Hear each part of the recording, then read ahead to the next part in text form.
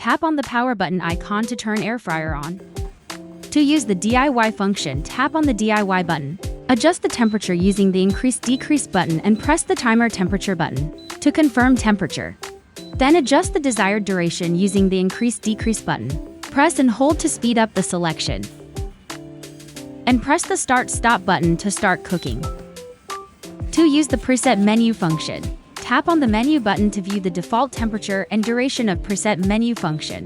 You can view the series of preset menu function by continuously tapping on the menu button. To choose a preset menu function with adjustments, tap the menu button till desired preset. Adjust to desired temperature using the increase-decrease button, and press the timer temperature button to confirm. Then adjust to desired duration, and press the start-stop button. You can also use this air fryer to grill and make soup.